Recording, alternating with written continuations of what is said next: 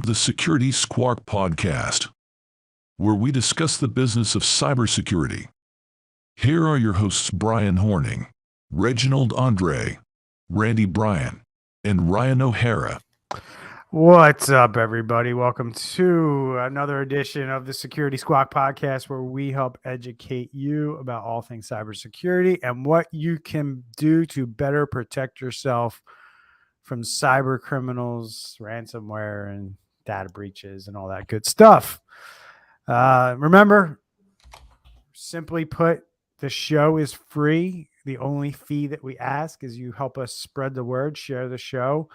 If you see us on social media, if we're streaming live, just hit that share button and let people know why we're a worthwhile podcast. And if you're downloading us after the fact on your favorite podcasting platform, or you're checking us out on YouTube or Facebook, leave us a review or leave a comment or share it out the same way. And we appreciate all that support. It helps us grow the show, and it also helps other people find this content. So thank you so much. Guys, welcome, Randy and Andre. News for the show is that Mr. Ryan O'Hara will no longer be a regular guest of our show. He's moved on to other opportunities, and we have decided that it's best that we'll bring him on as a guest every so often, and we're going to make a concerted effort to bring you more guests on this podcast and change the format up a little bit. We have built the show basically cruising the internet and finding relevant articles and commenting on them and letting people know our take on what's happening with various events around cybersecurity and data breaches.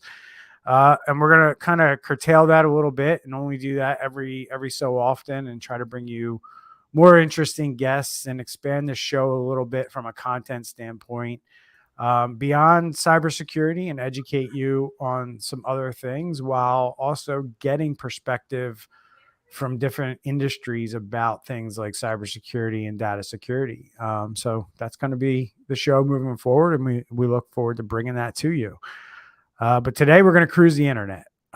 This will be one of the last few shows that we do this without Ryan. We are going to miss Ryan for sure and his insight. But Andre and Randy and I will certainly pick that back up.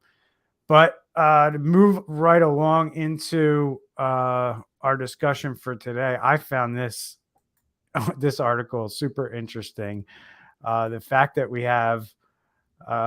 we've talked about ransomware and what happens with ransomware and how businesses seem to die a slow death around ransomware. And a big part of that, and a big part of the reason for that, is because of lawsuits. And here you have Oakland, who was attacked by ransomware in February. Now they have their own police department suing their own city for damages that were suffered as a result of the ransomware attack. So it's almost like we're eating ourselves here. I mean, this is kind of crazy. So I don't know. What are your guys' thoughts on this? I mean, the city of Oakland, I guess this is probably their police union, is wanting damages and also credit monitoring services, bank monitoring services, credit restoration services, and identity theft insurance. The union president, Barry Donnellan, said in a statement that it's disappointing that they had to file the claim, but Oakland employees trusted the city with their personal and confidential data, and the city failed them by releasing it through a combination of incompetence and negligence. City officials, including the mayor's office, said last week that they would meet with the police union following a threat of litigation.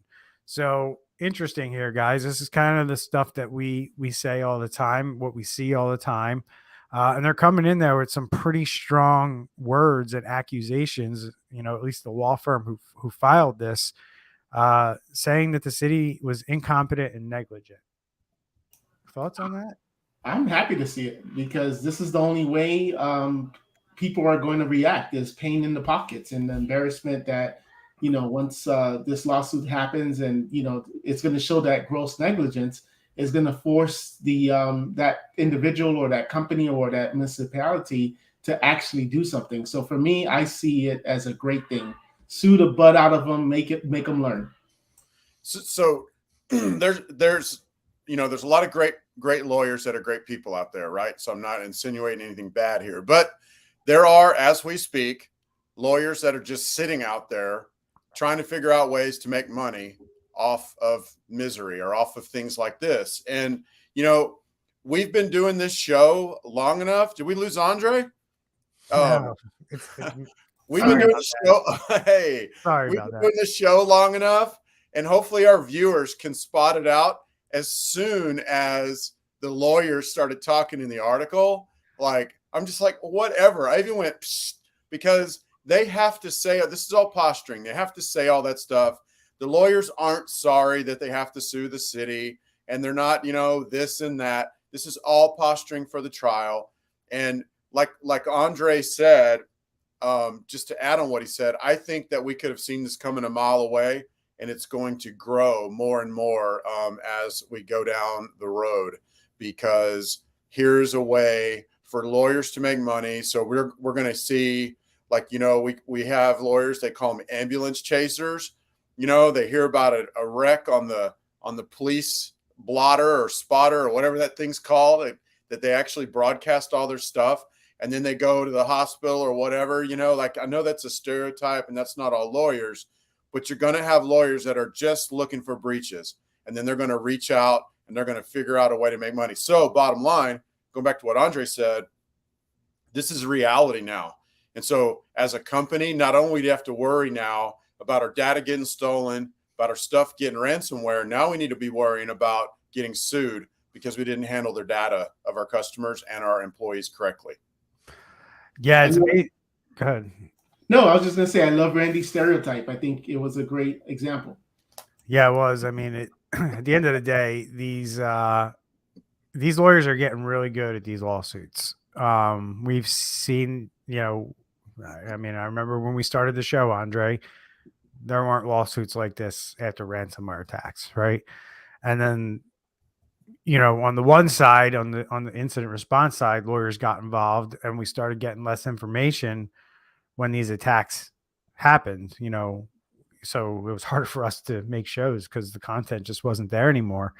And then we started seeing this interesting thing of lawsuits happening months after these attacks, right? They were becoming more and more common. And now we're just shy of a month after this event, or 2 months after this event. And here we have lawyers who have already filed claims, and the claim was filed by the police union's attorneys, Rains, Lucia, Stern, St. Phal, and Silver, and is a precondition for filing a lawsuit against the city.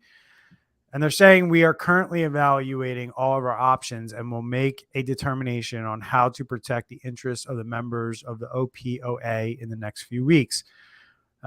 We remain hopeful that the city will acknowledge the devastation caused by the data breach and come to some arrangement to protect the interests of these employee victims. So the language is just getting stronger. They're calling all of the employees victims of the breach, which, they are. But it's amazing to me because the Oakland Police Department is also a victim here, right? But the posturing and where businesses need to take notice, and this isn't any secret. This is something that my company's been hitting on for many years in our marketing. I can remember us putting in our marketing a very long time ago, 7-8 years ago, things like, these are crimes that almost the real victim of these crimes gets shamed, right? And that's kind of what you're seeing here. Like, the real victim, the company that actually got the ransomware attack, the ones that dealt with it firsthand, aren't really being considered the victims. They're being pointed at, saying, like, how can you be so stupid and irresponsible, right? And that's kind of what's happening here in the world and where we've evolved with this stuff. So if you're a business owner, take note that if you have to deal with ransomware, if you aren't protecting your customer data, your employee data as well as you should, nobody's going to feel bad for you. And the lawyers are going to come knocking, and you're going to have to pay to defend those lawsuits. And this is why Randy, Reg, and I do this podcast, is so you don't become one of these victims that gets it from all sides. Yeah. And, also too, especially if for a police department, like here in Florida, if you're a police officer, there's like the public record search where you can hide your name. So that way, if a criminal, maybe you arrested them, maybe you're a detective, an undercover officer, someone just can't find where you live in public records. So this is like an actual real concern. It's not just that, attorney just trying to make money. If you're a police officer and now your public information is out there and it also says police officer, and maybe you arrested a bad guy, that bad guy wants to come after you, that's just another way of him finding out where you live and where your family lives. So it is a real concern as well. Yep. So moving right along, guys, we have Alf V. They seem to be the next big leaguer slugger to come up to bat here for the ransomware groups. And it seems like every few months we get a new group that kind of takes the lead in the race. And these guys have been on fire with exploiting publicly accessible things, devices, servers, and just exploiting vulnerabilities with these devices. And here we go again. Alf V, we talked about them, if you remember, with the VMware ESXi exploit, where they were able to take advantage of a lot of companies using that exploit. They're back at it again, and they're exploiting Veritas backup exec bugs for initial access. And then this article from Bleeping Computer goes in and says an Alf V / Black Cat ransomware affiliate was observed exploiting 3 vulnerabilities impacting the Veritas backup product for initial access to target the network. The Mandiant is tracking the Alf V affiliate as UNC 4466 and notes that the method is a deviation from the typical intrusion that relies on stolen credentials. The flaw impacts the backup software, and the vendor disclosed them all the way back in March of 2021 and released a fix.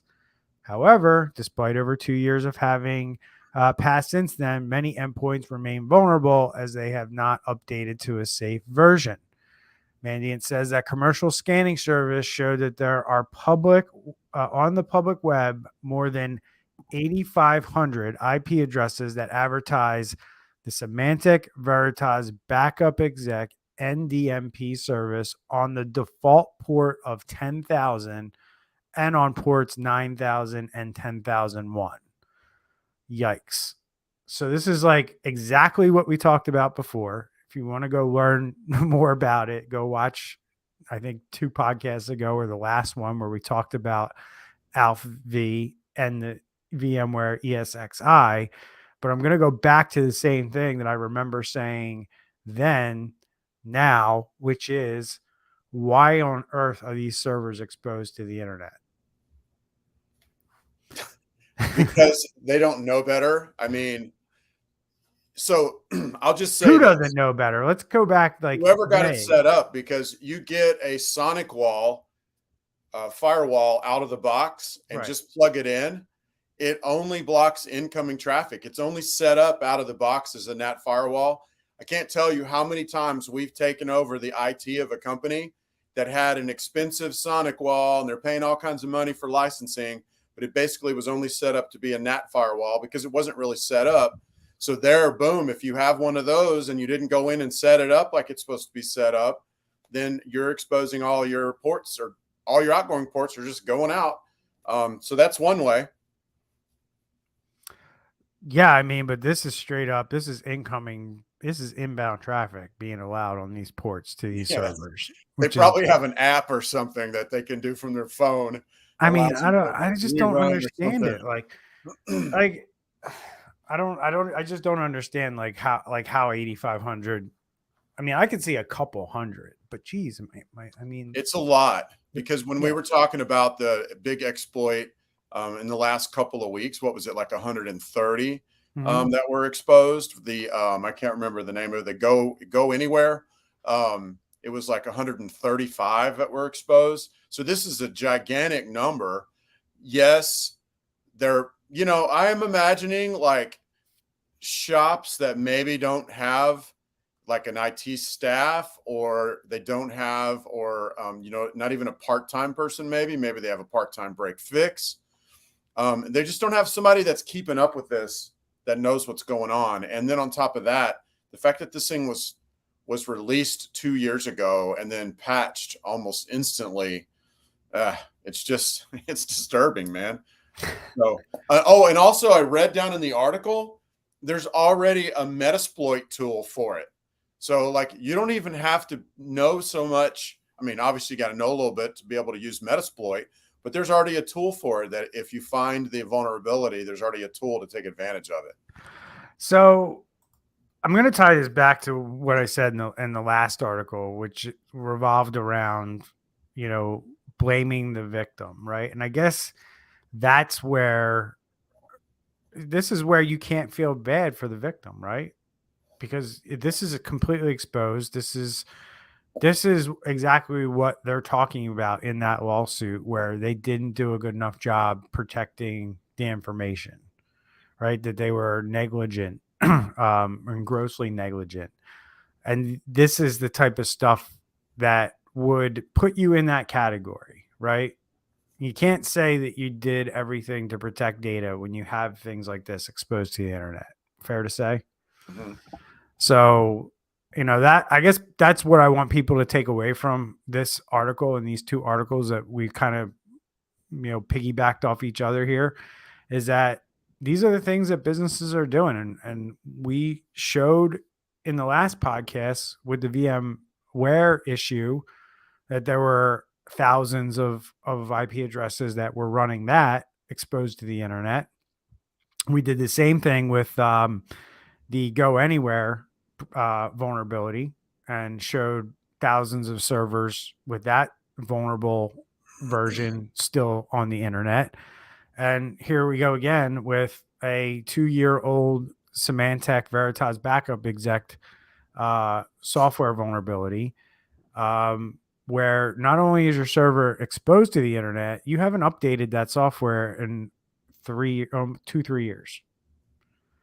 So this is how you get labeled, stupid and irresponsible when you get hit with ransomware, and then everybody wants to come after you for damages.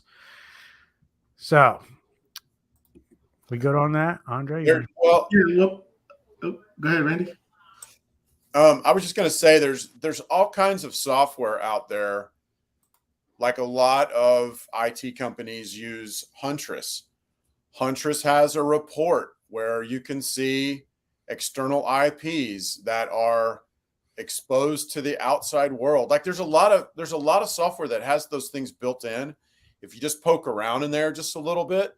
But you know what I mean? Like bottom line is there's all kinds of tools that are available. So if you're doing the IT for one of these companies, you ought to be able to see that those ports are exposed, but maybe they have a reason as well. I'm not sure. I was also going to mention, this is the importance of registering your product. Like when your IT company or you're setting up something, register with the manufacturer. Sometimes you think they're going to spam you, but let's just say you didn't update, but at least if you got an email from the manufacturer saying this product that you purchased a couple of years ago needs this update, maybe that would have helped these people. Yeah, and I also got to mention that where my brain goes with a lot of this, and we're talking about all of this in terms of, somebody who's cares, right? You got to care enough to want to get those alerts and then actually do something about it. And when I think about these things, I'm thinking about like, man, like how many of those thousands of servers that are exposed right now do the CEOs of those companies think that whoever they hired to take care of that for them is taking care of them? Right? Like, oh, we're taken care of. We're good there. We don't need to worry about that because my guys got me covered, or our IT's got us, well taken care of. I got to imagine that out of 18,000 some servers that are exposed to the internet right now, there's quite a few people that fall in that category. I actually so I use that service that shows those exposed servers. Mm-hmm. And what we did is we did a marketing plan where we actually LinkedIn them. And we tried about 50 or so companies. It was a little time consuming. Mm-hmm. And I got nobody back. We emailed them, we LinkedIn the CEO or the top executives, and they just thought it was some type of spam or whatever. So yeah, it's hard to do that, quite frankly, from the outside. Like if they don't know you, it's hard to educate somebody that way. I agree. It doesn't really work because they don't trust it. They're going to send that over to their IT guy and say, hey, I got this weird message. What do you think? And they're going to say, oh, IT guy's not going to admit that he has a port open because, right. He wants to check his backup exec from home. I can't imagine like the reasons that port is open, but needless to say, Randy, you want to take this one or you want me to go? Sure. Yeah, I don't mind. That'd be great. So, basically, the next one we're going to look at, there's a hospital in West Virginia. A bunch of data has been leaked from patients out of the hospital. They had a ransomware attack. They said the Montgomery, West Virginia General Hospital was contacted by the Donut Leaks ransomware gang in early March. Do what? That's a play on words. Yeah, isn't like it's D like do not or donut, is it? I think I've always seen, or I thought I had seen a D and a pound sign for like when Homer Simpson says dough. But anyway, so I read it donut anyway. Early March, demanding $750,000 for the decryption and deletion of files the group had exfiltrated, according to the April 2nd report. When the health system stopped responding, the group published the data March 31st. It reportedly included patient medical histories and insurance billing records and employee social security numbers and pay rates. The group told databreaches.net it committed the hack via Microsoft Exchange exploit. What was that thing you were saying about the victim a little while ago? It's amazing, isn't it? Wow. They don't even need to send phishing emails at this point. I mean, if you're just going to leave your ass flapping in the wind, they're going to take it. I mean, that's really what's going on here. It's unbelievable. Yep. I wonder sometimes if Microsoft, this is not any way of a slam, but I do, or an accusation. I wonder sometimes though, if they enjoy when these things happen, or from a business standpoint, if they get a little excited because all of these people will probably now move to 365, which is a monthly recurring revenue. Because if you don't know, if you're watching the show, a couple of years back, there was a really, really large hack where a developer probably got away from his desk for a few minutes. About 10 lines of code were dropped in an agent that runs at Microsoft, runs at the Department of Defense, a lot of big companies. This was a backdoor dropped into this code. The code got signed, the code got rolled out, and the bad guys were able to get into Microsoft and get actual source code for Exchange, whether it's a little bit or all, we don't know 100%, but that's where all of these exploits are coming from. The fact that the source code has been totally released. And according to Microsoft, they've rewritten it for 365. So that's not necessarily vulnerable to the same, to the same exploits. I don't know if that's true or not, but that's what they say. So, but short story long, that's what happened here. Yep. So sorry, Randy. Andre, you have anything you want to chip in on this? It's pretty much in line with everything we've been talking about so far. So I don't Yeah. know if we have a whole heck of a lot to add. I just hope the same attorneys that are going after the Oakland city gets these patients' informations and go after this hospital as well. Only way they're going to learn. Yeah, 100%. So one of the things that I don't have here, guys, and I apologize for throwing a curveball at you, but I want to talk about it because it was in the news and it completely slipped my mind when we were building the show in the green room. But that is the 3CX voice over Yes. IP app. Yep. I want to touch on that a little bit. I'm going to drop the article link in the so you guys have it, but I'm going to share that now. And that was a pretty big deal this week. Fortunately for my company, we don't deal with 3CX and we didn't have it on any of the computers that we manage. So it wasn't as big of a deal for us, but I know a lot of MSPs that were scrambling last week to find a solution. Do you guys have any direct experience with this or anything like that? I know our SOC monitors for both the software being installed, the vulnerable software being installed, and then also we were monitoring for the indicators of compromise. But at the end of the day, we didn't really have anything to worry about on our end, but that's kind of the proactive steps that we took. Anything other than that from your standpoint?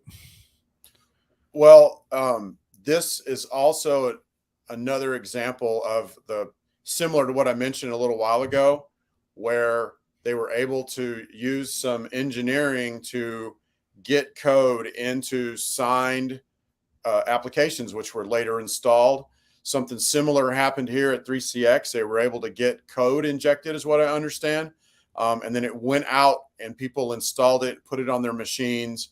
And it was a minute or two before people knew what was going on, which that's the really bad thing. So if you have an exploit, you get it inserted into an application, the application gets installed, man, you go about your merry way. If you're a bad guy, you're going about your merry way and you're getting your little back doors and things like that installed that don't rely on this at all. So the bottom line is, even if you had this and uninstalled it, you still are at huge risk because you can be guaranteed that they used that exploit. That's the whole reason they pushed it out, that they used that exploit to get a foothold into your system one way or another. And yes, you already mentioned it, Brian, we need to have 24/7 AI monitoring with humans checking out the data and following up on things, because at the end of the day, even if you had all the proper things in place, it didn't go anywhere. And then if it did go anywhere, because you always want to assume that they figure out a way around, you've got somebody monitoring to make sure to let you know, hey, something happened. So yeah. Andre? Yeah, so thankfully we didn't have any of our customers with this. We did do an audit on just to see if there was any type of soft phones or anything like that was ever installed maybe prior to us.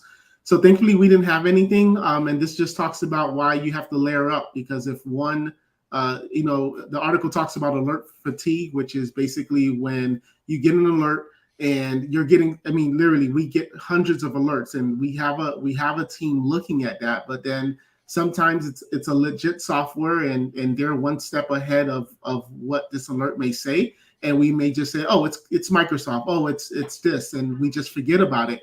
But then if you have another layer of security that may potentially block it or catch it, then that could be something good for you as well. So, but thankfully we weren't, none of our customers use this. So we weren't worried too much about it. You bring up a good point. And I know that's the title as well. And maybe we ought to, deep dive for a minute or two on that. Yep. The alert fatigue thing is huge. We had a client a few weeks ago basically click on something, they can take it where they take a legit link, and then when you go somewhere else, then it opens something bad. And she went somewhere else. They tried getting her credentials. She got in a little circle where it wouldn't take the credentials. She would get a pop-up, and it popped up so many times. She didn't realize that she actually allowed the bad guys in at the same time.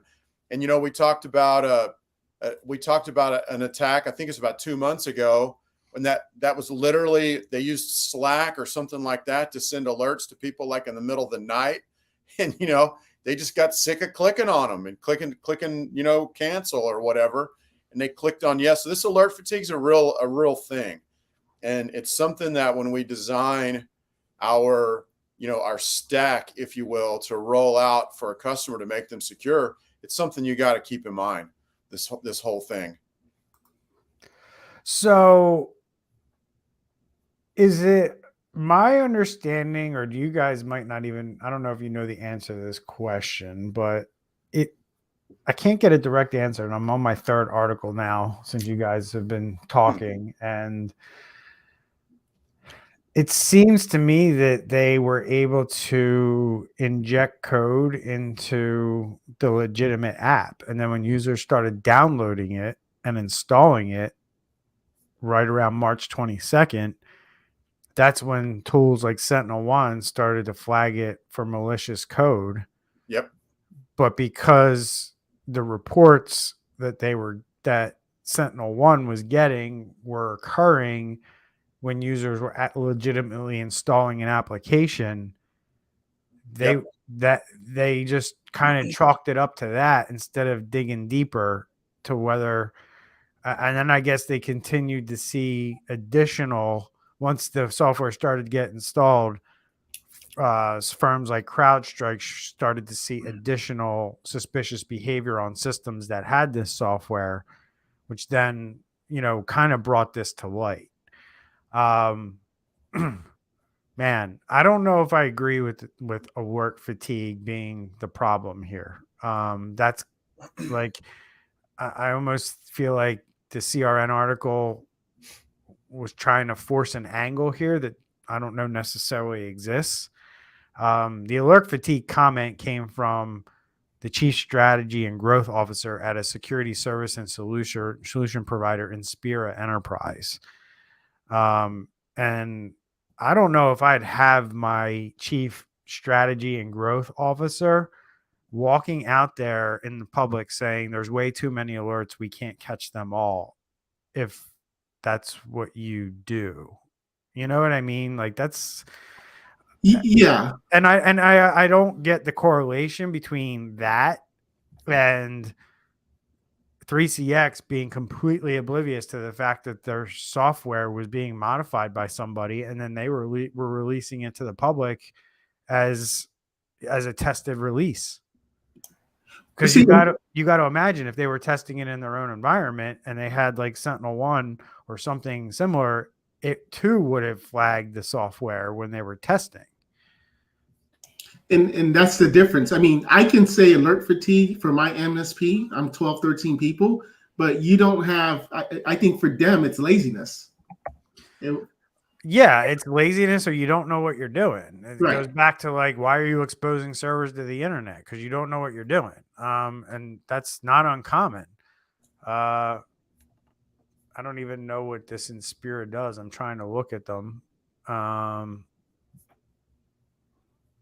They inspire. That's what it says. I don't know.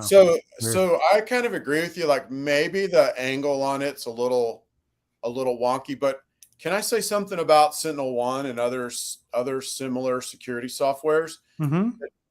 The thing that's always concerned me is that you can say like we'll install like a backup thing, and we hear back from our SOC, the Security Operations Center, 24/7. They're monitoring. SentinelOne will blow a little gasket because we're installing backup software, and then they'll say, hey, are you installing backup software? And we'll say, yeah, we're installing backup software. And then they allow list it.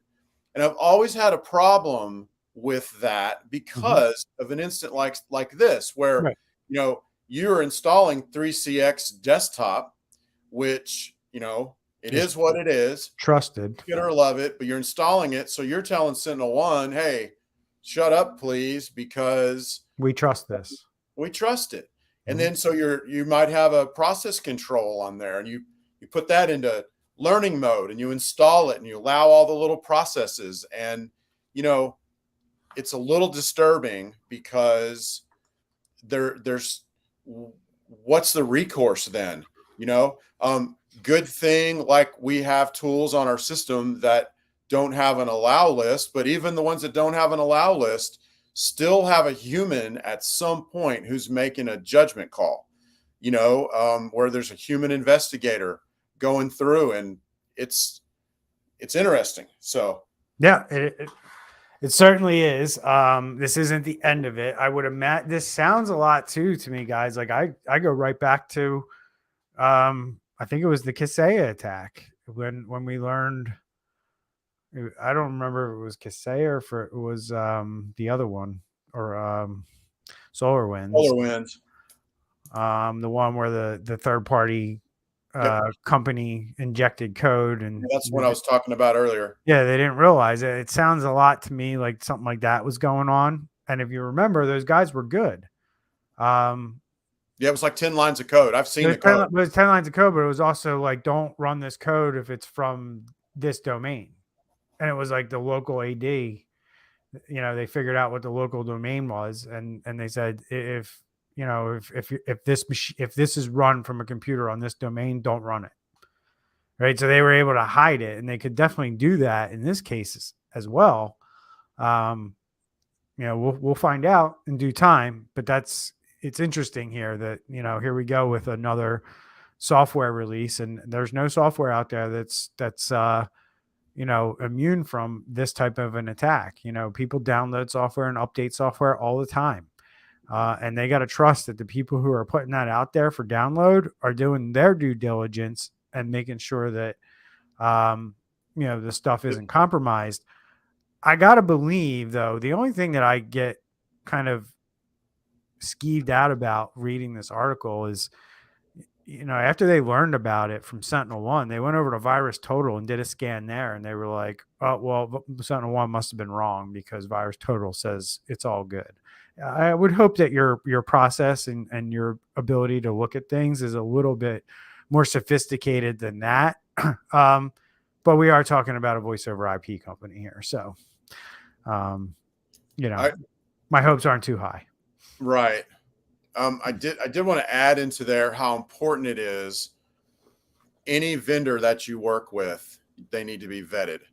Yep. Because 3CX, have they been just writing code and then just compiling it, signing it, and sending it off? Do they have a review process? Are they making sure that at the end of the day, like I interviewed a company early on that was just getting started, and they said that at the end of every single day, they sat down as a team and they went over every line of code that had changed and verified as a team that that was intentional. Because going back to the Solar Winds, my theory still that to this day is a developer got up to smoke a cigarette, was away from his computer. They were already in there, obviously. He got away from his computer and boom, they just injected the code. And then he didn't know that it had happened, or she didn't know that it happened. They just moved on. So it's very important to vet your vendors. And it's also very important that your vendors have code review, proper security in place, and they're not just willy-nilly. Like, it cringes me to the ends of the earth when we get on these calls with vendors sometimes and they're like, oh, you want a new thing? And they just tell the programmer, like, right there, like, fixes it. And it's like, what the heck? You don't have any kind of code review going on? That's disturbing. Anyway, I'll hush now. We can move on to the next one. Yeah. So a couple of things we need to blow through real quick. We're going to wrap up this show here briefly. I threw up on the screen, here's Lumen Technologies. And I don't know, I just feel it's important that we point out that this is a fairly big cybersecurity company who's, one of the representatives comes out in an article on CRN and says, nobody can deal with this alert fatigue problem. 550 plus active clients in 10 countries, 12 years of experience. They have 1,500 plus security professionals, 50 industry and domain specialists, and 5 cyber fusion centers. Yet they can't handle all the alerts they're getting, according to somebody from their own company. That's just kind of the state we live in, folks. There's 550 plus companies that are probably paying this company a lot of money. And I'm not sitting here on a soapbox saying any of our companies can do any better. I'm just kind of illustrating for you that, people think they're protected. And here you go. You got a person who works at that cybersecurity company who says, we can't do as good of a job as you really think.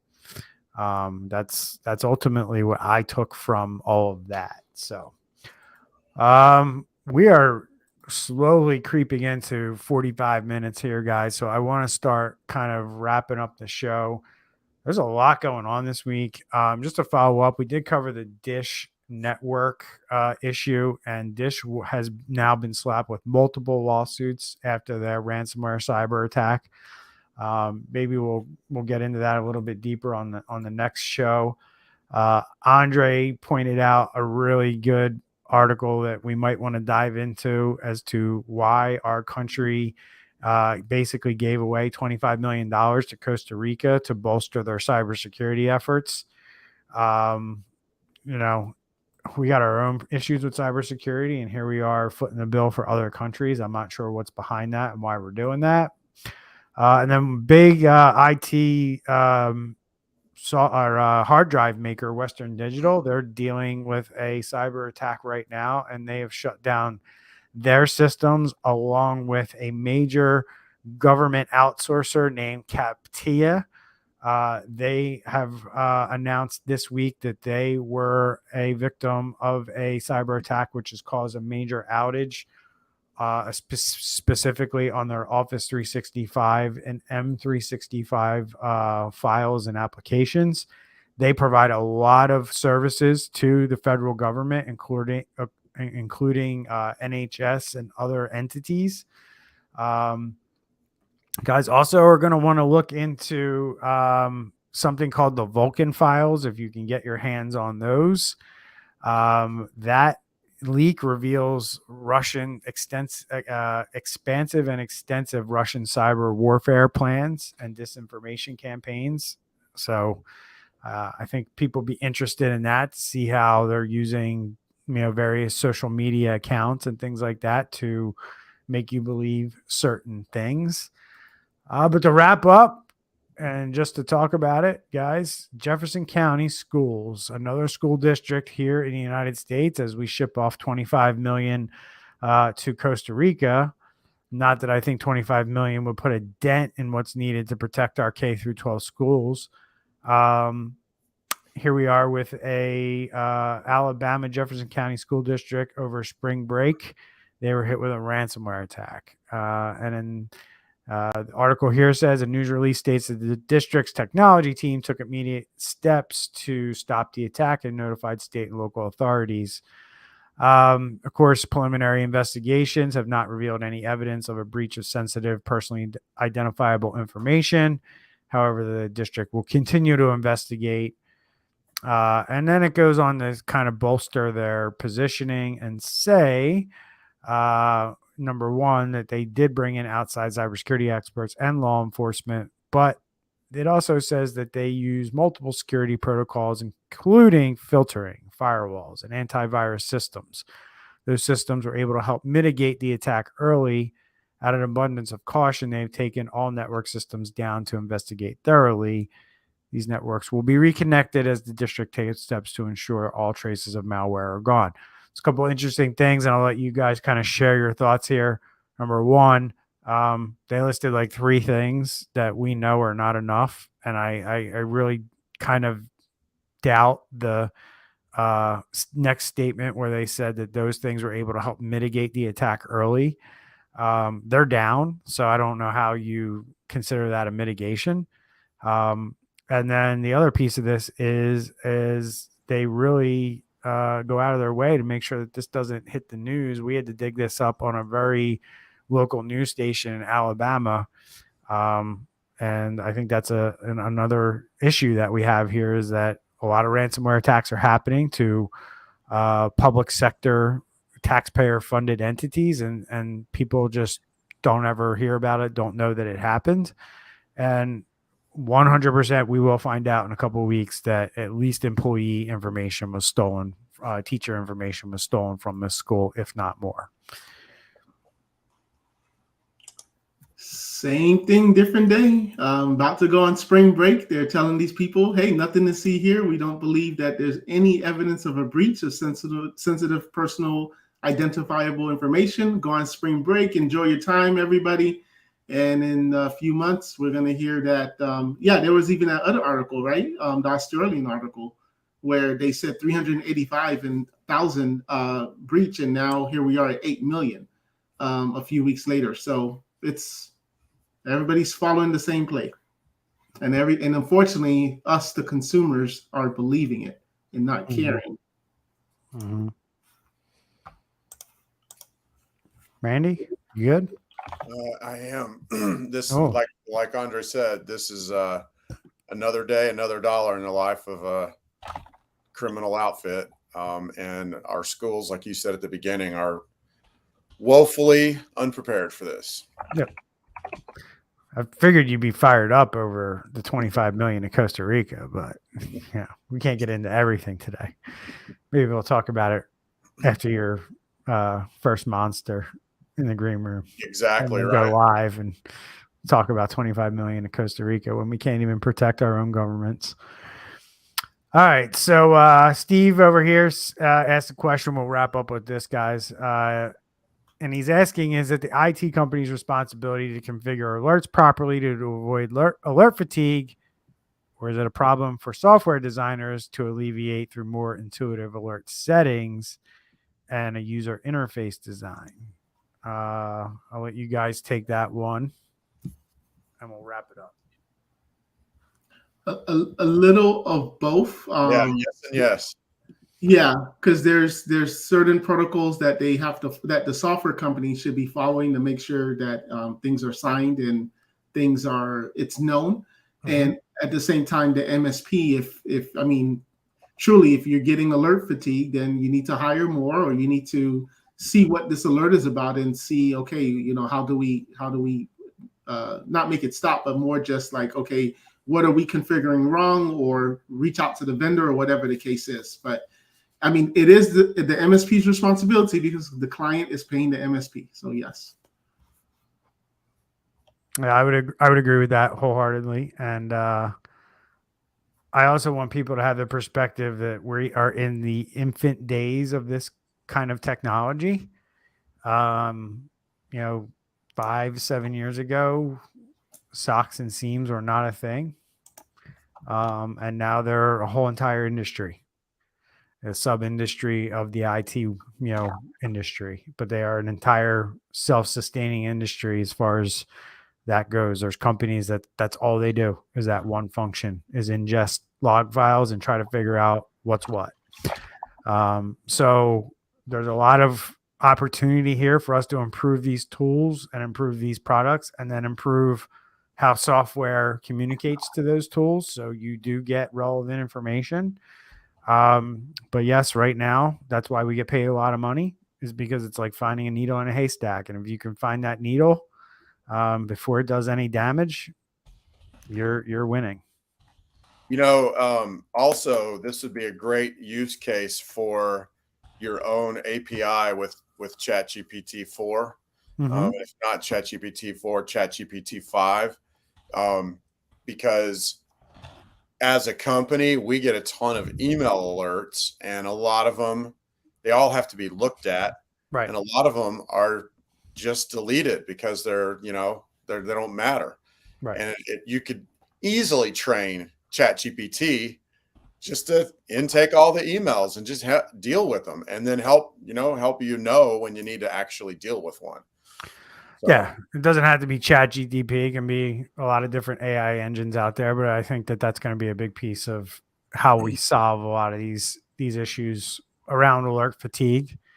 But I also, be careful out there if you're starting one of these companies, because AI could replace what you're building very quickly, or the need for human beings to be involved in that process at all. So, and that's really where we need to get to. We just need to get to a point where, the human only gets involved when it's really legitimate, and not have to be involved at the level we're involved now, which is, almost dealing with every straw that's in the haystack.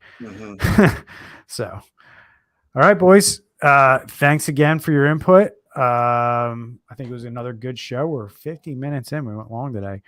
If anybody has any more questions or concerns, you can always drop them in the comments. Remember, if you made it this far, please share our show, rate us, drop us a review if you could.